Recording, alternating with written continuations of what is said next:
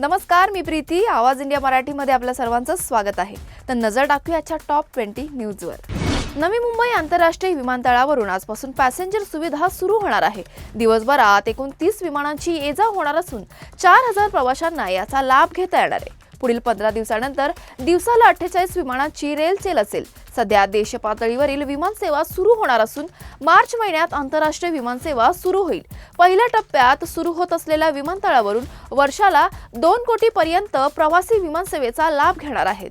मुंबईतील अंधेरी येथील DN नगर metro स्थानकाजवळ कार आणि स्कूटर यांच्यात अंदाजे सकाळी 7 वाजेच्या दरम्यान अपघात झाला. पोलिसांकडून मिळालेल्या प्राथमिक माहितीनुसार या अपघातात स्कूटरवरून प्रवास करणारी महिला किरकोळ जखमी झाली असून तिला उपचारांसाठी नजीकच्या रुग्णालयात दाखल करण्यात आले. अपघातानंतर कारचा चालक घटनास्थळावरून फरार झाला असून पोलिसांकडून त्याचा शोध सुरू आहे. पुढील तपास सुरू असल्याची माहिती पोलिसांनी दिली आहे. कर्नाटकातील चित्रदुर्ग जिल्ह्यातील हिरियूर जवळ राष्ट्रीय महामार्ग 4 वर बस आणि कंटेनरच्या भीषण अपघातात आतापर्यंत 17 जणांचा मृत्यू झालाय आणि 21 प्रवासी जखमी झालेत. प्राथमिक माहितीनुसार कंटेनरने डिवायडरला धडक दिल्यानंतर समोरून येणाऱ्या बसला टक्कर दिली. अपघातानंतर कंटेनरच्या डिझेल टँकमधून आग लागली तर बसमध्ये सुमारे 35 प्रवासी होते. जखमींवर उपचार सुरू असून बचाव कार्य चालू आहे. भारत टॅक्सी सेवा सुरू करण्यासंदर्भात घोषणा केली आहे. सहकारी तत्वावर आधारित अशी भारत टॅक्सीची सेवा असेल. भारत टॅक्सीद्वारे ओला, उबर सारख्या खासगी कंपन्यांच्या वर्चस्वाला आव्हान देणं आणि टॅक्सी चालकांचं उत्पन्न दुप्पट करणं हे भारत टॅक्सी सेवा सुरू करण्याचं ध्येय आहे. भारत टॅक्सीमध्ये प्रवास भाडे, विमा आणि जाहिरातीतून मिळणारी रक्कम थेट चालकांच्या खात्यात जाईल. हे मॉडेल अमूलच्या डेअरी सहकार्यासारखेच चालकांना सशक्त करेल असे त्यांनी नमूद केलंय. सध्या मुंबई महापालिका निवडणुकीच्या पार्श्वभूमीवर भाजप शिवसेना युतीत तणाव वाढतोय. शिवसेना एकनाथ शिंदे गटाने मुंबईत 100 जागांची मागणी केली असली तरी दोन्ही पक्षांमध्ये सध्या 70 जागांवरच गंभीर चर्चा सुरू आहे. सुरुवातीला भाजपने 52 जागांचा प्रस्ताव दिला होता. नंतर दबावाखाली हा आकडा 70 करण्यात आला. दक्षिण मुंबई, वरळी, शिवडी आणि उपनगरातील काही महत्त्वाच्या प्रभागांवर वाद अजून सुरू आहे. शिवसेनेकडून किमान 90-100 जागांची मागणी आहे तर भाजप मिशन 150 यशस्वी करण्यासाठी अधिकाधिक जागांवर लढण्याची तयारी करते. कारण अनेक प्रभागात राजकीय समीकरण बदललं आहे. मुंबईत महायुतीच्या विरोधात काँग्रेसने राष्ट्रीय समाज पक्षासोबत युती करण्याचा निर्णय घेतलाय. रासपचे अध्यक्ष महादेव जानकर आणि काँग्रेसचे प्रदेशाध्यक्ष हर्षवर्धन सपकाळ यांनी युतीची अधिकृत घोषणा केली आहे. सपकाळ म्हणाले की भाजपच्या हुकुमशाही विरुद्ध बहुजन हिताय बहुजन सुखाय ह्या विचाराने एकत्र येणे गरजेचं आहे. या युतीत महानगरपालिका आणि जिल्हा परिषद निवडणुकांसाठी एकत्र लढा दिला जाईल. पुणे आणि पिंपरी चिंचवड महापालिकांवर राष्ट्रवादी काँग्रेसचे अजित पवार गट आणि शरद पवार गट यांच्यात आघाडी होण्याची चर्चा जोर धरते. ही आघाडी जाहीर करणे फक्त औपचारिक शिल्लक असून उपमुख्यमंत्री अजित पवार 26 डिसेंबरला निर्णय जाहीर करू शकतात. बारामती हॉस्टेलमध्ये दोन्ही पक्ष नेत्यांमध्ये बैठक झाली असून पुणे व पिंपरी चिंचवडमधील प्रमुख पदाधिकाऱ्यांची चर्चा झाली आहे. काँग्रेस, राष्ट्रवादी आणि शिवसेना महाविकास आघाडी म्हणून निवडणूक लढवणार आहेत. मात्र 2 गटांची संभाव्य आघाडी आणि शिवसेना उभाटा व मनसे युतीमुळे राजकीय समीकरणांवर उत्सुकता आहे. पक्षाध्यक्ष प्रकाश आंबेडकर यांनी आगामी महापालिका निवडणुकांसाठी भाजप वगळता कोणत्याही पक्षासोबत स्थानिक पातळीवर युती करण्यास परवानगी दिली आहे. काँग्रेस, राष्ट्रवादी, शिवसेना यांच्यासोबत युती करणे हरकत नाही. राज्यभर एकसारखे धोरण लागू नसल्यामुळे महापालिका निहाय निर्णय स्थानिक अध्यक्षांना सोपवला आहे.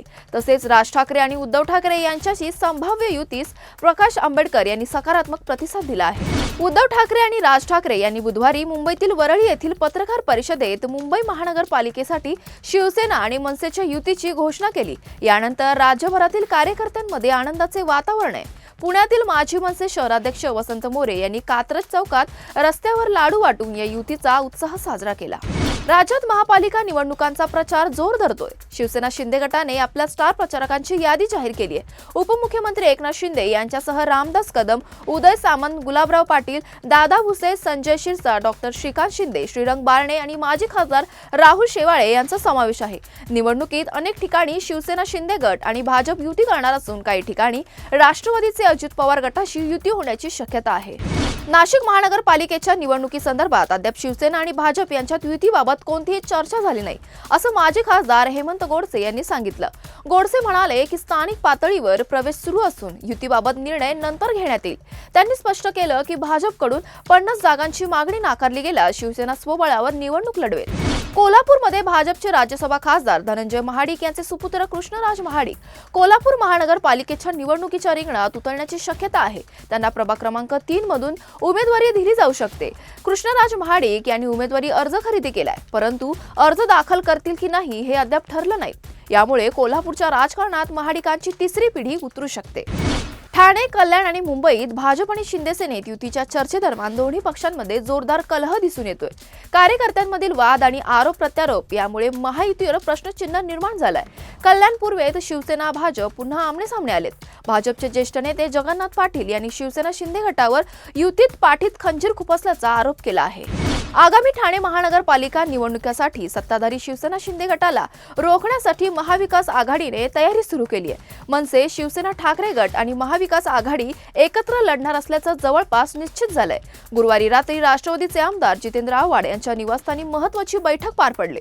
या बैठकीत जागा वाटपाचा प्राथमिक फॉर्म्युला ठरल्याची माहिती मिळते. बैठकीत महाविकास आघाडीतील तिन्ही पक्षांच्या नेत्यांबरोबर मनसेचे नेतेही उपस्थित होते. महायुती सरकारनं सुरू केलेल्या मुख्यमंत्री माझी लाडकी बहीण योजनेत ई-केवायसी करण्यासाठी अंतिम आठवडा शिल्लक आहे.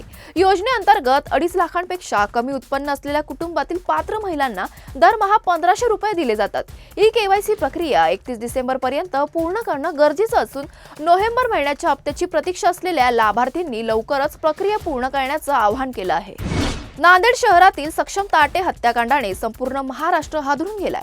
जातीय वादातून घडलेल्या या ऑनर किलिंग प्रकरणी नांदेड पोलिसांनी आतापर्यंत 8 आरोपींना अटक केली आहे. मात्र अटकेत असलेल्या एका आरोपीचे हिमेश मामडीवार 302 नावाचे इंस्टाग्राम अकाउंट अजूनही सक्रिय असल्याने मोठी खळबळ उडाली आहे. या अकाउंटवर आरोपीचे बेड्या घातलेले फोटोही पोस्ट करण्यात आलेत. दरम्यान या प्रकरणात 2 पोलीस कर्मचाऱ्यांवर कारवाईची मागणी करत मृत सक्षमच्या आई आणि प्रेयसीने थेट जिल्हाधिकारी कार्यालयासमोर अंगावर पेट्रोल ओतून आत्मदहनाचा प्रयत्न केलाय. सुदैवाने पोलिसांनी वेळीच हस्तक्षेप केल्याने मोठा अनर्थ टळला. राज्यातील हॉटेल्स, रेस्टॉरंट व खाद्य आस्थापनामध्ये नववर्ष आणि 31 डिसेंबरच्या पार्श्वभूमीवर अन्न स्वच्छ, सुरक्षित आणि निर्भेळ असावे यासाठी अन्न सुरक्षा अधिकाऱ्यांना सखोल तपासणीचे निर्देश देण्यात आलेत. अन्न आणि औषध प्रशासन मंत्री नरहरी झिरवळ यांनी याची माहिती दिली आहे. तपासणी दरम्यान मुदतबाह्य कच्चा माल, अन्नद्रव्य व रंगाचा वापर तसेच स्वच्छतेचे निकष न पाळणाऱ्यांवर कडक कारवाई केली जाणार आहे. तसेच स्वागत नववर्षाचं संकल्प हॉटेल स्वच्छतेचा उपक्रमाअंतर्गत उत्तम स्वच्छता आणि अन्न सुरक्षा मानकाचे पालन करणाऱ्या हॉटेल्सला जिल्हा व राज्य स्तरावर पुरस्कार देण्यात येणार आहे. रिझर्व्ह बँक ऑफ इंडियाने चेक क्लिअरिंग फेज 2 सुधारणा तात्पुरती स्थगित केली आहे. या टप्प्यातील नियमानुसार बँकला चेकचा फोटो मिळाल्यानंतर 3 तासात तो मंजूर किंवा नाकारण्याची प्रक्रिया पूर्ण करावी लागणार होती, जी 3 जानेवारी 2026 पासून लागू होणार होती. आरबीआयने परिपत्रकाद्वारे सांगितलं आहे की या नियमाची अंमलबजावणी पुढील आदेशापर्यंत स्थगित राहील आणि फेज 2 फ्रेमवर्क लागू होण्याची तारीख स्वतंत्रपणे जाहीर केली जाईल. जयपूरमधील सवाई मानसिंग स्टेडियमवर झालेल्या विजय हजारे ट्रॉफीच्या सामन्यात टीम इंडियाचा माजी कर्णधार रोहित शर्माने दमदार परफॉर्मन्स करत मुंबईला सहज विजय मिळवून दिलाय. सामन्यातील या चमकदार खेळाइतकाच रोहितशी निगडीत एक मजेशीर क्षणही चर्चेत आलाय. मुंबई विरुद्ध सिक्कीम सामन्यात रोहित बाउंड्री जवळ फील्डिंग करत असताना काही प्रेक्षकांनी त्याला हसत खेळत विचारलं, रोहित भाऊ वडापाव खाणार का? त्यावर रोहितने हात वर करून हसत खेळत नको रे बाबा असं उत्तर दिलं. या मजेदार प्रतिसादाचा व्हिडिओ सोशल मीडियावर प्रचंड व्हायरल झालाय आणि चाहत्यांमध्ये जोरदार चर्चेचा विषय बनला आहे. एकदिवसीय स्पर्धा असलेल्या विजय हजारे ट्रॉफीच्या नवीन हंगामाची धमाकेदार सुरुवात बुधवारपासून झाली आहे. या स्पर्धेच्या पहिल्याच दिवशी फलंदाजांनी मैदान गाजवलं आणि शतकांचा रतीब रचला. यामध्ये माजी भारतीय कर्णधार रोहित शर्मा आणि विराट कोहलीच्या दमदार शतकांचा खास समावेश होता. अशाच महत्त्वाच्या बातम्या बघण्यासाठी पाहत राहा आवाज इंडिया मराठी.